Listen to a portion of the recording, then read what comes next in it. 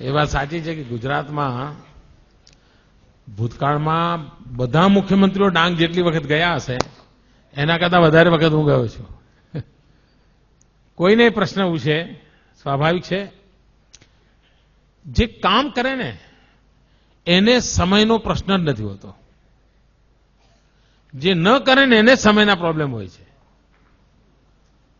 તમે જોજો, આ દુનિયાનો નિયમ છે. જે નવરો હોય ને એને તમે કહો કે અત્યારે મારે મળવું છે, આવું તો કે ના હમણાં નહીં, હું જરા પછી વાત કરીએ આપણે. નવરો જ હોય સાહેબ. અને જે કામ કરવું હોય કે એમ કરો ને ભાઈ, તમે જો 9 વાગે આવી જાઓ તો 9 ને 9 ની 5 ની વચ્ચે આપણે એડજસ્ટ કરી લઈશું, બેસી લઈશું, તમે આવી જજો ને. ખરેખર જે કામ કરનારો માણસ હોય છે એને સમયની ક્યારેય ખોટ પડતી નથી. ભરપૂર સમય છે આપણી પાસે. આપણને સમયનો ઉપયોગ આવડતો નથી. વિદ્યાર્થી મિત્રોને મારી વિનંતી છે કે જો તમને શક્ય હોય તો બેન્જામિન ફ્રેન્કલિનનું જીવન વાંચજો. એ અમેરિકાના રાષ્ટ્રપતિ હતા. આમ તો જીવન ચરિત્રો વાંચવા જોઈએ, પણ એમના જીવન ચરિત્રના અંદર વિશેષતા છે. એમને પોતાને શું થતું, કામ બહુ કરે પણ લોકો ફરિયાદ કરે કે તમે આ નથી કરતા, તમે મળતા નથી, તમે એટલે પછી એમને થયું કે હારું આ આટલું બધી મહેનત કરું તો એમ મને તો ફરિયાદો જ આવ્યા કરે છે.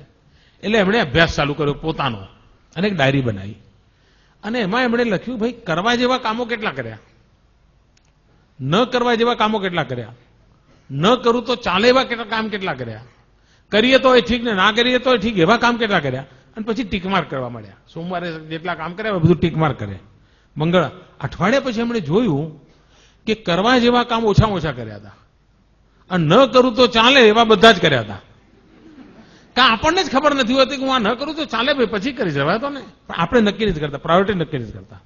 અને આ જો સહેજ આપણે ટેવ પાડી દઈએ કે કરવા જેવા કામોમાં કોઈ કોમ્પ્રોમાઇઝ નહીં, તો તમે જોજો તમારા બધો સમય ઉપજાઉ થઈ જશે, એમાંથી કંઈ ને કંઈ આઉટપુટ મળ્યા કરશે. બીજું, કેટલાક લોકો એમ કહે છે ખૂબ કામ કર્યું એટલે થાક લાગ્યો. આ ખોટી વાત છે. ખૂબ કામ કરો એટલે થાક જ ના લાગે. ખૂબ કામ કરો એટલે સંતોષ થાય.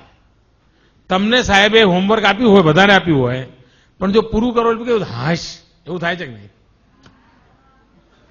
આ સત્ય છે. અને બાકી હોય તો મમ્મી હું દૂધ લેવા નહીં જાઉં, મારું લેસન બાકી છે. મમ્મી હું નાના બહેન નહીં રમાડું, મારું દૂધ બાકી છે. અરે મમ્મી તું રેડિયો બંધ કરને, મારું લેસન બાકી. એવું ચાલે ને ઘરમાં, કારણ કામ બાકી છે. ખરેખર કામ કર્યાનો થાક હોતો જ નથી, કામ કર્યાનો સંતોષ હોય છે. અને જીવનમાં તમે જોજો, કોઈ દિવસ કામનો થાક લાગે જ નહીં. આ ખોટું ભ્રમ છે. બહુ કામ છે, થાકી ગયો. કાં તો પછી તમે ન કરવાના બધું કરતા હો તો થાકી જતા હો. અને તેથી સમયનો ઉપયોગ કેવી રીતે કરવો, સમય બરબાદ ન થાય એના તરફ આપણું ધ્યાન હોવું જોઈએ.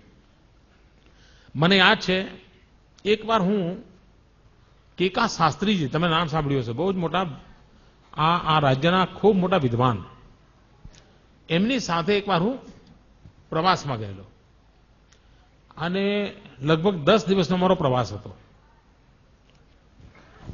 અને મને એમ કે આ વડીલની સેવા કરવાનો મને અવસર મળ્યો છે, એમની સેવા કરું. એ વખતે એમની ઉંમર લગભગ 85-90 ની આસપાસ તો હશે. એ ગુજરી ગયા હતા, એમની ઉંમર 102 વર્ષ હતી અને આપણે એમની શતાબ્દી ઉજવી હતી. એમણે 250 કરતા વધારે ગ્રંથો લખેલા હતા. તો મેં એમને 10 દિવસ બરાબર ઓબ્ઝર્વ કર્યા. તમને આશ્ચર્ય થશે, એમણે શબ્દકોશ લખ્યો છે, ગુજરાતી શબ્દકોશ. માનો કે રેલવે ફાટક હોય અને રેલવે ફાટકમાં અમારી ગાડી ઊભી રહી હોય, તો આપણે શું કરીએ? ઊભા રહીને નીચે લટાર મારીએ, યા ત્યાં સિંગ ચણાની લારી હોય તો ત્યાં જઈએ, ક્યાંક ટમેટા મળતા હોય તો એ જઈએ, એવું બધું કરીએ ને. મેં જોયું કે જેવી બસ ઊભી રહી નથી કે પોતાના થેલામાં ચોપડો કાઢ્યો નથી, તરત આમ લખવાનું ચાલુ જ કરી દે અને ફરી પાછી ફાટક ખુલે અને બસ ચાલે પછી અમને મૂકી દે. મને એમ થાય કે આ માણસ સમયનો કેટલો બધો ઉપયોગ કરે છે. રાત્રે ક્યાંય પહોંચવાનું હોય, ધર્મશાળામાં ઉતરતા, તો હું એમના માટે કે પથારી લેવા જઉં, એ પહેલા તો એ પોતાનું જે થેલો હતો એનું ઓછું કરીને સુઈ ગયા હોય. મારે એમને રાત્રે ઉઠાડવા પડે, કશું નહીં, કોઈ અપેક્ષા જ નહીં. ત્યારે હું જોતો હતો કે આ વ્યક્તિ આટલું બધું કામ કેવી રીતે કરી શક્યા હશે. સમયનો એટલો અદભુત ઉપયોગ કરતા હતા એ. મેં એટલા આમ અને બારીકાઈથી મેં જોયું છે એને. અને મને તાજ્જુબ હતું. અને એમના જીવનક્રમની અંદર પૂજા પાઠ, લેખન, વાંચન, આ ચીજમાં કોઈ 1 મિનિટનો ફરક નહોતો પડતો. અને 10 દિવસનું એટલું હેક્ટિક શેડ્યુલ હતું. એ ઘરે રહીને જેટલા કામ પૂરા કરતા હતા એટલા જ કામ એમણે પ્રવાસમાં પણ પૂરા કર્યા.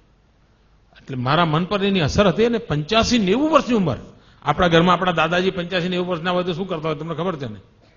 આ 85-90 વર્ષની ઉંમરે અને 103 વર્ષ જીવ્યા હતા. જીવનને કેટલું પરફેક્ટ એમણે રાખ્યું હશે એનો તમે અંદાજ કરી શકો છો. તો સમયનો સદુપયોગ આ મંત્ર લઈને જો ચાલીએ, કરવા જેવા કામોને પૂરા કરવાનો આગ્રહ રાખીએ, કામમાં આનંદનો ભાવ અનુભવીએ તો આપણને ચોક્કસ પરિણામ મળે.